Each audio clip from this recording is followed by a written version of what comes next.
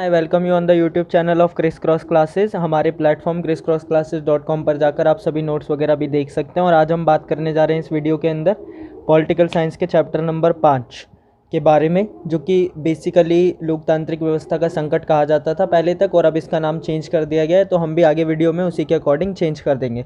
बिल्कुल deeply discuss करेंगे सब कुछ, एक स्टोरी की तरह आपको सुनना है। 1971 तक के चुनाव के बारे में हम पिछली वीडियो के अंदर डिस्कस कर चुके हैं। अगर अभी तक आपने वो वीडियो नहीं देखी तो एक बार जाइए, उस वीडियो को अच्छे से देखिए और फिर मूव फॉरवर्ड कीजिएगा, तो आपको सब कुछ अच्छे से समझ आएगा। तो हम 1952 से 1971 तक की पूरी राजनीतिक स्टोरी पहले ही डिस्कस कर चुके हैं। अब उसके आगे की चीज़ें हम आज डिस्कस करने वाले हैं। इस वीडियो का पार्ट 1 होने वाला है। देखते हैं इसमें हम क्या क्या पढ़ेंगे। तो जो हम इसमें डिस्कस करने वाले हैं वो है 1971 के चुनाव के बाद क्या हुआ, इन सब समस्याओं पर नज़र डालेंगे, डीपली देखेंगे। फिर आपातकाल क्यों लगा देश के अंदर, कब लगा, कैसे लगा, किन स्थितियों में लगा, क्या रीजंस थे जिसकी वजह से आपातकाल लगाया गया, आपातकाल की घोषणा, क्या क्या कार्य किए गए, परिणाम क्या हुए, लोगों की राय क्या थी, पक्ष विपक्ष दोनों देखेंगे, इसके सबक क्या थे। और फिर यहाँ से यानी आपातकाल के बाद और बाकी का जो भी था वो सब हम नेक्स्ट वीडियो में देखेंगे। तो चलिए शुरू करते हैं। तो देखिए 1971 के चुनाव के बाद क्या हुआ। देखिए जैसा कि पिछले पार्ट में भी हमने पढ़ा कि 1971 के चुनाव में इंदिरा गांधी की कांग्रेस ने ज़बरदस्त प्रदर्शन करते हुए वापसी की। इंदिरा गांधी की कांग्रेस कौन सी थी? कांग्रेस आर। बताया था ना आपको कि कांग्रेस का विभाजन हो गया था। कांग्रेस ओ जो कि सिंडिकेट की ऑर्गेनाइजेशन, और आर कौन सी? रिक्वेजनिस्ट किसकी? इंदिरा गांधी की। तो इस तरीके से बंटवारा हो गया था, इंदिरा गांधी जीत गई यानी कांग्रेस आर जीत गई। अब इसके बाद का समय यानी 1971 के बाद का समय कांग्रेस के लिए भी और भारत के लिए भी, दोनों के लिए क्या समस्याओं से भरा हुआ रहा। देखते हैं क्या क्या समस्या आई। तो सबसे पहली थी आर्थिक स्थिति। ठीक है, ये सब समस्याएं हैं जो उस दौर में चल रही थी। तो क्या आर्थिक स्थिति? देखिए हुआ क्या कि 1971 में बांग्लादेश युद्ध भी हुआ था। ये हम बहुत बार डिस्कस कर चुके हैं। ठीक है, ये आपको पता होना चाहिए। अगर नहीं पता तो ऊपर आई बटन और नीचे डिस्क्रिप्शन में मैं लिंक दे दूंगा, उस वीडियो को देखिए, आपको क्लियर हो जाएगा। तो बांग्लादेश युद्ध के कारण क्या हुआ कि भारत की अर्थव्यवस्था पर जोर पड़ा, यानी खर्चा ज़्यादा हुआ ना, तो भारत की अर्थव्यवस्था पर जोर पड़ा। साथ ही साथ लगभग 80 लाख शरणार्थी क्या हुआ, भारत में आ गए, यानी 80 लाख लोग बांग्लादेश से भागकर कहाँ आ गए? भारत में आ गए, जिस वजह से अब भारत पर उनके रखरखाव की जिम्मेदारी आ गई। नेक्स्ट ये था कि अमेरिका ने भारत की मदद पूरी तरह से बंद कर दी, क्योंकि 1971 के युद्ध के दौरान भारत ने सोवियत संघ से मदद ली थी और पाकिस्तान ने अमेरिका से। तो अब जब भारत जीत गया तो पाकिस्तान और भारत के अमेरिका और भारत के रिश्ते तो पूरी तरीके से ख़राब हो गए। तो इस वजह से अमेरिका ने भारत की मदद क्या की? पूरी तरह से बंद कर दी। विकास की गति क्या हो गई? धीमी हो गई, यानी विकास की गति अब कम हो गई। पहले जिस तरीके से विकास हो रहा था वो अब नहीं हो रहा था। अंतर्राष्ट्रीय बाजार में क्या हुआ कि तेल की कीमतों में वृद्धि हो गई, जिससे देश में महंगाई बढ़ गई। अब आपको एक चीज़ याद रखनी है, जब भी विश्व के अंदर ऑयल के प्राइस बढ़ते हैं यानी तेल के, तो लगभग सभी चीज़ें महंगी हो जाती है, क्योंकि चाहे वो खाने की चीज़ें हो चाहे किसी की भी चीज़ हो, ट्रांसपोर्ट का खर्चा तो होता है ना लाने ले जाने का। तो जब तेल बढ़ गया तो ट्रांसपोर्टेशन बढ़ गया, यानी लगभग हर चीज़ महंगी हो जाती है। ठीक है, तो इससे क्या हुआ कि देश में महंगाई बढ़ गई, बेरोजगारी बढ़ गई देश के अंदर, बेरोजगारी में वृद्धि। और खर्चे कम करने के लिए सरकार ने क्या किया? सरकारी कर्मचारियों का वेतन रोक लिया, यानी अब सरकार के खर्चे बढ़ गए ना, तो उसने खर्चे कम करने के लिए सरकारी कर्मचारियों को वेतन देना कम कर दिया, उनका वेतन कुछ टाइम के लिए रोक लिया। इसके अलावा और क्या क्या समस्या थी? देखिए देश में ना छात्र आंदोलन होने लगे। छात्र आंदोलन क्यों हुए? देखो ऐसा हुआ कि देश में ना आवश्यक वस्तु यानी जो ज़रूरी वस्तु होती है, खाने के लिए तो कुछ ना कुछ चाहिए ना, तो उन सब की कीमतों में क्या हो गई? बहुत तेज़ी से वृद्धि हुई। और देश में जो भ्रष्टाचार बढ़ रहा था उसको देखते हुए जनवरी 1974 में आंदोलन होने शुरू हो गए देश के अंदर। और मार्च आते आते यानी लगभग 2 महीने बाद बिहार में भी इसी तरीके से आंदोलन शुरू हो गए। अब जो बिहार के आंदोलन थे ना, उसके अंदर जो स्टूडेंट्स थे उन्होंने क्या किया? उन्होंने जयप्रकाश नारायण से कांटेक्ट किया, यानी जेपी नारायण से, उनको बुलाया और उनको कहा कि आप हमारा योगदान दीजिए। देखिए जेपी नारायण एक बहुत बड़े नेता थे जो कि उस समय तक राजनीति छोड़ चुके थे, पर इस आंदोलन के अंदर वो फिर से शामिल हो गए। अब शामिल होने के लिए उन्होंने 2 शर्तें रखी। उन्होंने कहा कि मैं आंदोलन में तभी शामिल होऊंगा, पहली चीज़ जब आप क्या करोगे? आंदोलन अहिंसक रहेगा, यानी किसी भी तरीके की कोई हिंसा नहीं होगी। और दूसरा क्या कि ये सिर्फ बिहार तक सीमित नहीं रहेगा, ऐसा नहीं है कि हम सिर्फ बिहार में आंदोलन करेंगे बल्कि पूरे देश में आंदोलन करेंगे। तो इस तरीके से उन्होंने 2 शर्तें रखी और इस आंदोलन को बहुत ज़्यादा बड़ा कर दिया। ठीक है, इस आंदोलन के द्वारा क्या किया गया? सच्चा लोकतंत्र स्थापित करने की बात की गई, यानी जो आंदोलनकारी थे, जो आंदोलन कर रहे थे, उन्होंने कहा कि देश में स्थिति बहुत ख़राब है, सरकार गलत तरीके से काम कर रही है और अब हमें क्या है? एक सच्चे लोकतंत्र की ज़रूरत है। नेक्स्ट क्या हुआ? नेक्स्ट हुआ नक्सलवादी आंदोलन। नेक्स्ट समस्या थी नक्सलवादी आंदोलन। तो पहले ये समझते हैं ये होता क्या है। देखिए इसी दौरान क्या हुआ कि संसदीय राजनीति में विश्वास ना रखने वाले कुछ मार्क्सवादी लोग सामने आए। अब संसदीय राजनीति कौन सी? जिसके अंदर चुनाव होते हैं, संसद होते हैं, जैसे कि हमारे देश में होता है। तो कुछ लोग ऐसे हैं जो मानते हैं कि ये सब बेवकूफ़ी है, इस तरीके से राजनीति करना क्या है? सही तरीका नहीं है। तो ऐसे लोग बढ़े। ठीक है, यानी मार्क्सवादी समर्थक क्या हुए, बढ़े। अब इन लोगों ने क्या कहा कि भाई राजनीतिक प्रणाली और पूंजीवादी व्यवस्था को समाप्त करो, यानी ये जो जिस तरीके से शासन चल रहा है उसे, और साथ ही साथ जो ये पूंजीवादी व्यवस्था है तुम्हारी, इसे क्या करो, समाप्त करो। अब इस व्यवस्था को ख़त्म करने के लिए इन्होंने क्या किया, हिंसा का रास्ता अपनाया, यानी इन्होंने हिंसा के द्वारा क्या किया, इन सबको ख़त्म करने की कोशिश की। और ये गुरिल्ला युद्ध किया करते थे, जिसे क्या बोलते हैं, छिपकर हमला करना, यानी ये छिप जाया करते थे और जैसे कोई व्यक्ति आता था या सरकारी कर्मचारी, पुलिस वगैरह, तो उस पर छिपकर हमला कर देते थे। इसी को बोलते हैं क्या, गुरिल्ला युद्ध। ठीक है, इन लोगों को ये क्या कहा गया, नक्सली कहा गया। ये क्या करते थे कि ये धनी ज़मींदारों से, यानी ऐसे लोग जिनके पास पैसा था, उनसे ज़मीन वगैरह छीन लेते थे, पैसा छीन लेते थे और गरीब किसानों को दे देते थे। और देश में कई जगह क्या की इन लोगों ने, हिंसा की, यानी एक तो स्थिति वैसे ही ख़राब थी, साथ ही साथ इन्होंने भी हिंसा और ज़्यादा बढ़ा दी।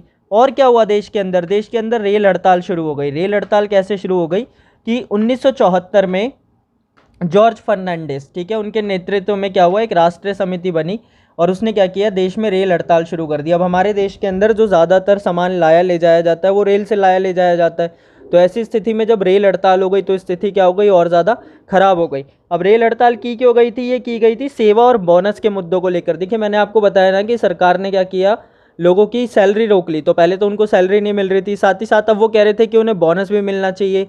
एक तो स्थिति खराब है और आप महंगाई भी बढ़ रही है और हमारी सैलरी भी नहीं मिल रही है, तो इस वजह से रेल कर्मचारियों ने हड़ताल कर दी। अब इस वजह से क्या हुआ कि देश में यातायात की व्यवस्था पूरी तरह से ठप्प पड़ गई। ठीक है, सरकार द्वारा इन मांगों को गलत बताया गया और मांगे स्वीकार करने से मना कर दिया गया, जिस वजह से क्या हुआ, लोग और ज़्यादा गुस्से में आ गए। अब इसके बाद क्या हुआ, इसके बाद जो समस्या थी वो थी न्यायपालिका से संघर्ष। ठीक है, यानी सरकार के लिए सारी स्थिति तो खराब हो ही रही थी, ठीक है, साथ ही साथ क्या हो रहा था कि न्यायपालिका से भी संघर्ष हो रहा था। तो इसमें क्या संघर्ष हो रहा था, देखते हैं। देखिए हुआ क्या कि उस दौरान ना सरकार ने ना संविधान में 3 बदलाव किए। कितने बदलाव किए, 3। पहला कि उन्होंने मौलिक अधिकारों में थोड़ी सी कटौती की। दूसरा क्या किया, उन्होंने संपत्ति के अधिकार में फेरबदल की, यानी संपत्ति के अधिकार को थोड़ा सा बदल दिया। और तीसरा क्या किया कि नीति निर्देशक सिद्धांतों को मौलिक अधिकारों से ज़्यादा शक्ति देने की कोशिश की। ये आपने 11वीं में पढ़े होंगे दोनों, ठीक है।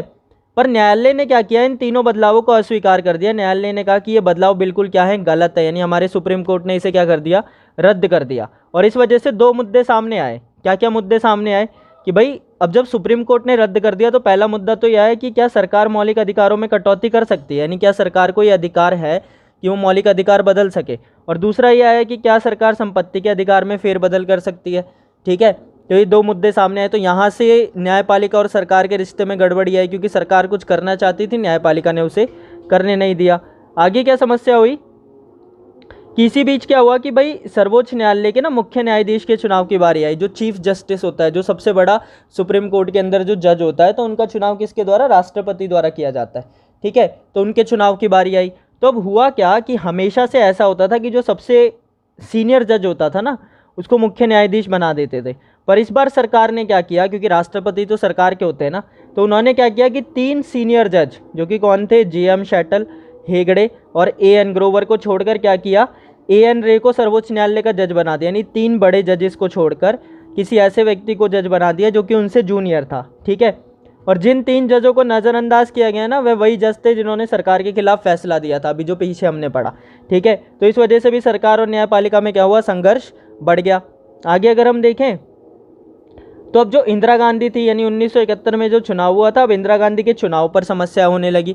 ऐसा कहा जाने लगा कि इंदिरा गांधी ने क्या किया है कि गलत तरीके से अपना चुनाव करवाया है, वो सही तरीके से यानी नेता नहीं बनी है। तो इसी बीच क्या हुआ कि जो उस समय समाजवादी नेता थे राजनारायण, उन्होंने इलाहाबाद उच्च न्यायालय में इंदिरा गांधी के चुनाव को लेकर एक याचिका दायर की, पिटीशन फाइल की कि भाई जो इंदिरा गांधी का चुनाव है ना, वो ना सही तरीके से नहीं हुआ है। ठीक है, और इसी चीज़ को देखते हुए 12 जून 1975 को इलाहाबाद उच्च न्यायालय ने क्या किया, उस समय के जो न्यायाधीश थे जगमोहन लाल सिन्हा, उन्होंने अपना फैसला सुनाया और उन्होंने कहा कि भाई इंदिरा गांधी का जो 1971 का चुनाव था ना, वो असंवैधानिक था, क्योंकि उन्होंने सरकारी ताकत का गलत प्रयोग किया था और चुनाव जीत गई थी।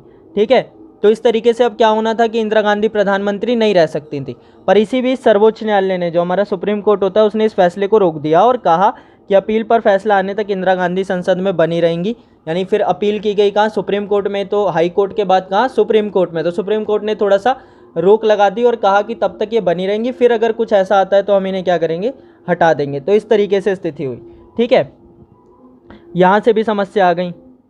अब इस पूरी घटना के बाद क्या होने लगा कि ना लोग ना मांग करने लगे इस्तीफे की। किसकी मांग करने लगे? इस्तीफे की। किसके इस्तीफे की? इंदिरा गांधी के। ठीक है, तो इस पूरी घटना को देखते हुए 25 जून 1975 को जेपी नारायण ने इंदिरा गांधी के इस्तीफे की मांग करनी शुरू कर दी। उन्होंने दिल्ली के रामलीला मैदान में सत्याग्रह की मांग की, यानी वो आंदोलन पर बैठ गए और उन्होंने सेना, पुलिस और सरकारी कर्मचारियों से कहा कि सरकार के आदेशों का पालन करना बंद कर दें, क्योंकि ये सरकार है ये गलत तरीके से चुनी गई है। तो ये सारी समस्याएं थी कि देश के अंदर रेल हड़ताल हो रही थी, आर्थिक समस्या चल रही थी, छात्र आंदोलन हो रहे थे, नक्सलवादी समस्याएं चल रही थी और सरकार और न्यायपालिका के बीच में भी क्या हो रही थी?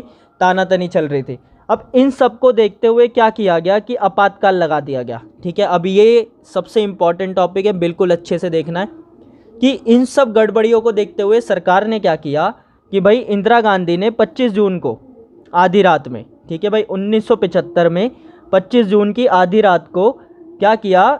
अनुच्छेद 352 यानी आपातकाल को अंदरूनी गड़बड़ी होने की वजह से लागू करने की सिफारिश की।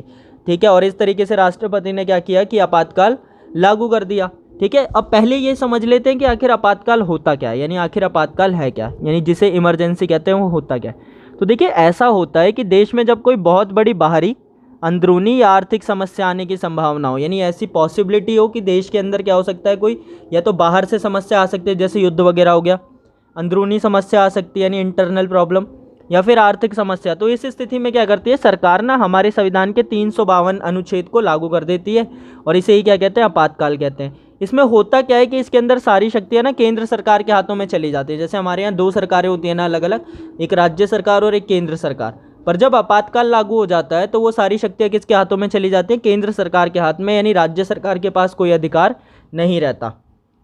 और हमारे संविधान में 3 स्थितियां बताई गई हैं कि कब कब आपातकाल लगाया जा सकता है। पहला तो होता है राष्ट्रीय आपातकाल, जो पूरे देश पर लगाया जाता है। तो इसे हम तब लगा सकते हैं जब केंद्र सरकार, इसमें क्या होता है कि सारी व्यवस्था केंद्र सरकार के हाथों में आ जाती है और ये तब लगाया जाता है जब देश को बाहरी युद्ध का खतरा हो या फिर देश के अंदर क्या हो? अंदरूनी गड़बड़ी हो, यानी अंदर से कोई समस्या हो।